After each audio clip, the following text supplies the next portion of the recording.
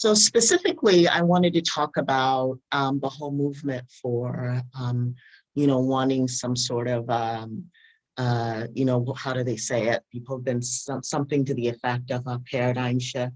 There's the whole crew of, those involved in civil society and to some extent in politics in Nigeria wanting more of sort of a technocratic sort of government, people who understand, uh, you know,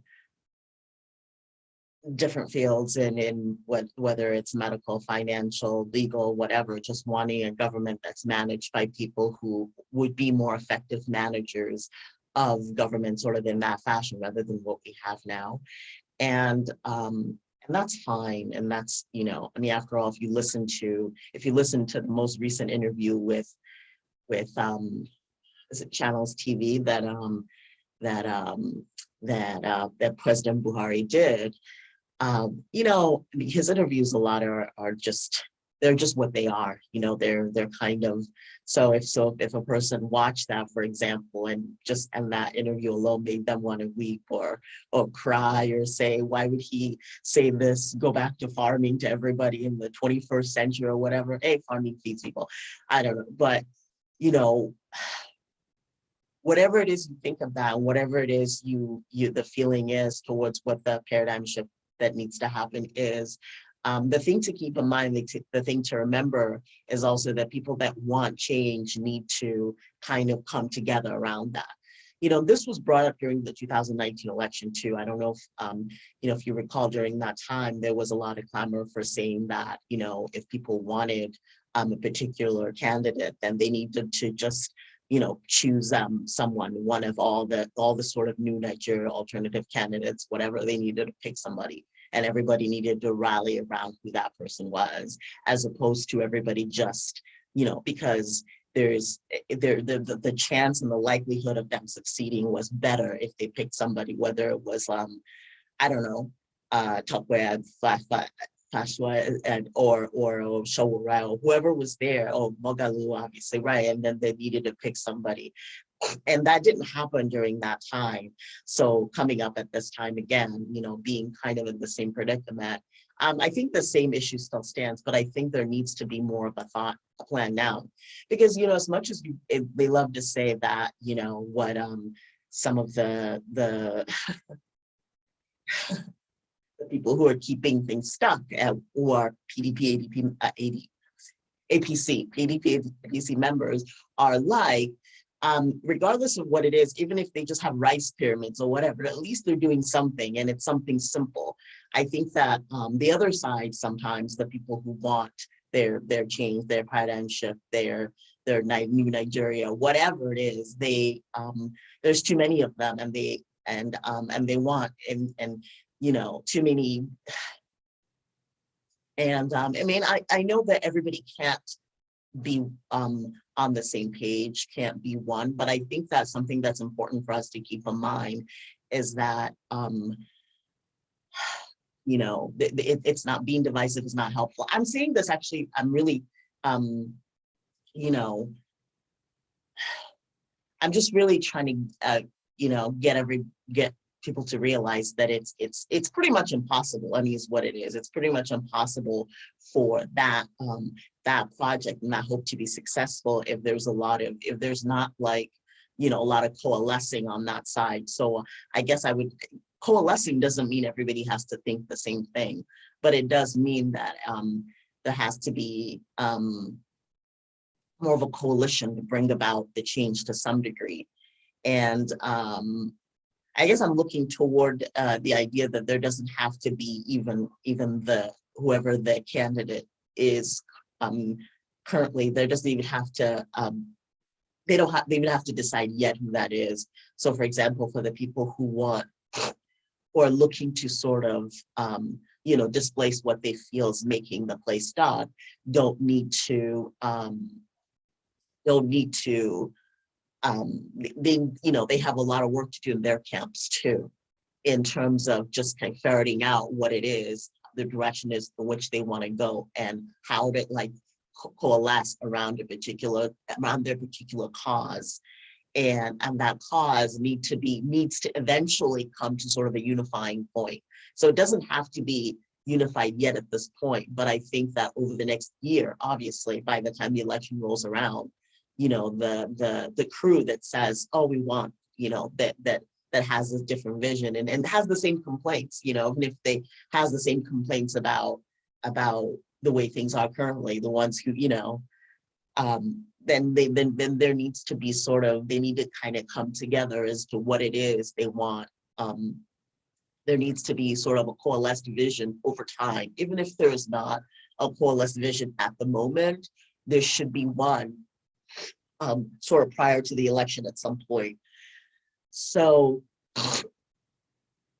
which brings me to the point of of being really careful with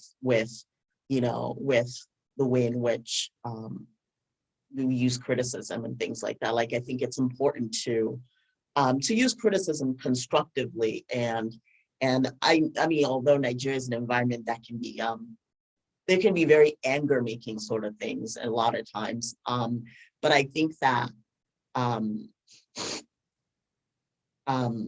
there's just going to be different levels too. There's going to be different levels of people who take their movement to different degrees, but everybody can still be eventually come to a more coalesced vision if things move forward. Pretty much it's impossible for things to move forward if everybody doesn't have some sort of unity, like even a loose form of unity. If there isn't one, then it's impossible for things to move forward because, the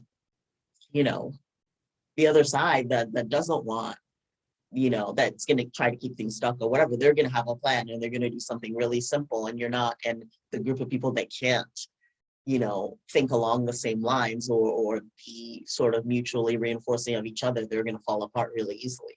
So there has to be that sort of element there.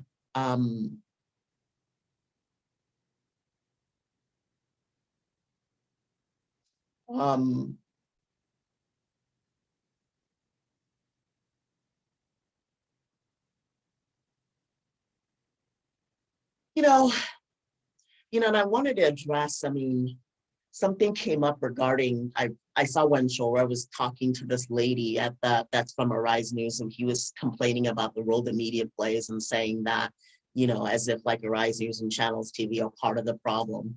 Well, I mean, they can be part of the problem and part of the solution too. They often are.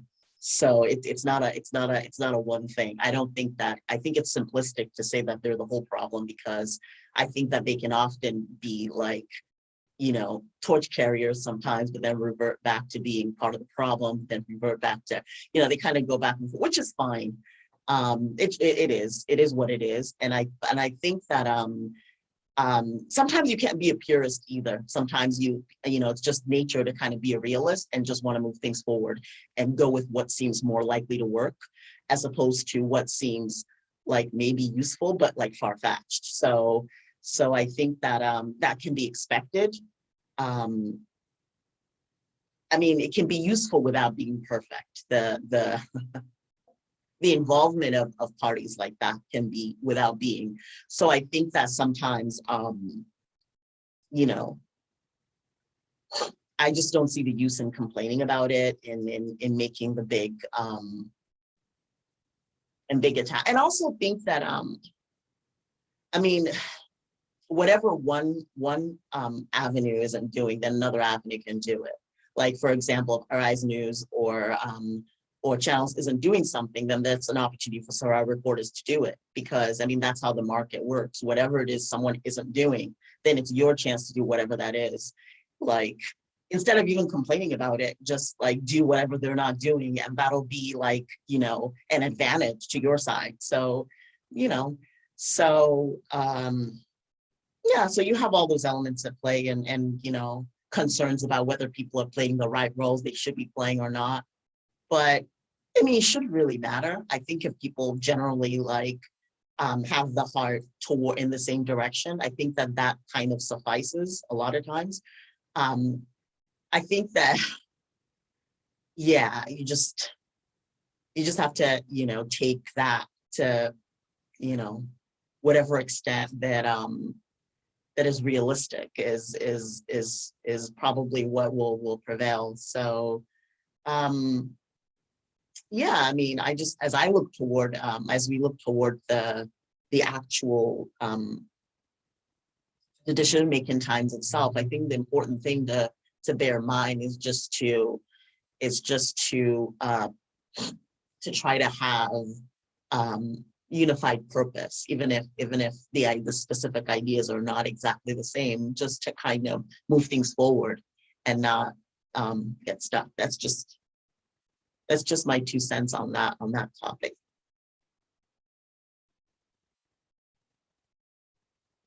So, I've been given that some thought. So